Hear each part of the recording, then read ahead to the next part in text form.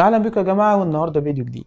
قد يحصل انك في ليله من لياليك الحزينه تكون قاعد على سريرك بتحاول تنام عادي، لكن دماغك بيكون له راي تاني.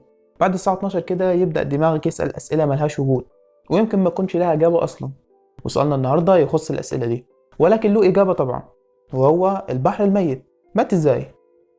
وعشان نجاوب على سؤالك ده عايزين نعرف البحر ده فين وايه قصته. اولا كده احب اصدمك واقول لك انه مش بحر اصلا،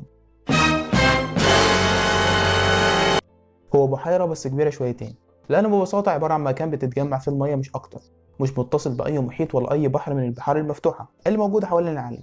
لأنه شرط إن أقول على أي مكان إنه بحر إنه يكون متصل بأي محيط من الخمس محيطات الموجودة في العالم، وده مش متصل، إذا هو بحيرة ومش بحر. تمام كده؟ اتفقنا على الجزئية دي، قشطة. بس ده بيحط قدامنا سؤال مهم جدا، وهو البحر ده بيتملي مية إزاي؟ إحنا اتفقنا إنه بحيرة ومش بحر، بس خلينا نقول عليه بحر زي ما كلنا متعودين. المهم عشان نعرف ده لازم نعرف ان البحر الميت موجود في الاردن، في الحدود ما بين فلسطين وسوريا، في منطقه تدرسها صعبه جدا مليانه اوديه وسهول كتيره. والمنطقه دي مشهوره انها اكتر مكان منخفض في العالم، وده بيسبب تجمع ميه الامطار بكميه كبيره جدا، ويعتبر ده اهم مصدر بيغذي المنطقه، بالاضافه طبعا الى نهر الاردن. وده اول سبب معانا اتسمى عشان البحر الميت بالبحر الميت. تاني سبب واهم سبب درجة ملوحته مش طبيعية. يعتبر البحر الميت أكتر المسطحات المائية ملوحة على وجه الأرض. ملوحة البحار والمحيطات العادية مثلا ما بين 4 ل 6%، إنما البحر الميت معدي الكلام ده كله، ملوحته معدية ل 45%. والسبب في ده موقعه الجغرافي اللي اتكلمنا عنه، والطريقة اللي بيتملي بيها. بس يجي واحد يسألني سؤال مهم، البحر بيتملي من مية الأمطار والأنهار، ودي مية عذبة، يبقى من فين الملوحة العالية دي بتجيله؟ أنا أقول لك يا سيدي، بس اصبر عليا أنت بس. المهم كلامك ده صح جدا، بس احب اقول لك انه حتى الميه العذبه فيها درجه من الملوحه، ولو كانت صغيره جدا بس المهم موجوده، ونتيجه ان مفيش مكان عشان تتصرف فيه الميه دي فبتتكون وبتتحبس في حوض البحر.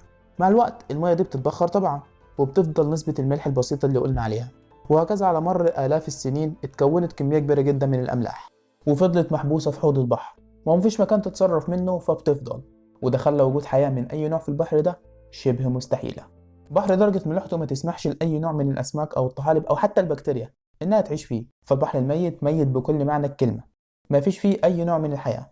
وزيادة على ده كله البحر بدأ يجف ويختفي تماما، وده راجع لأسباب كتيرة. مثلا من الأسباب دي إنه بيتكون من حوضين، حوض جنوبي وحوض شمالي، بينهم جزيرة بتفصل الاتنين عن بعض، بس الاتنين مش بعمق واحد، ونتيجة لاستهلاك موارد نهر الأردن والاستخدام الكثيف لمياهه اللي يعتبر أهم مصدر بيغذي البحر الميت، نقص منسوب المية فيه، وده خلى الجزء الجنوبي اللي هو أقل في العمق من الجزء الشمالي يجف ويختفي تماما. وده خلى الأردن وفلسطين والكيان الصهيوني يتعاونوا ويخططوا المشروع سموه قناة البحرين، وهي ببساطة عبارة عن حفر قناة بين البحر الميت وأي بحر من البحار المفتوحة زي البحر المتوسط أو البحر الأحمر. وظاهرة عظيمة زي دي تستاهل إننا نحافظ عليها بالشكل ده. وبس كده، دي كانت كل حاجة في فيديو النهاردة. ما تنسوش تعملوا اشتراك ولايك وشير لو عجبك الفيديو، وشكرا على المشاهدة.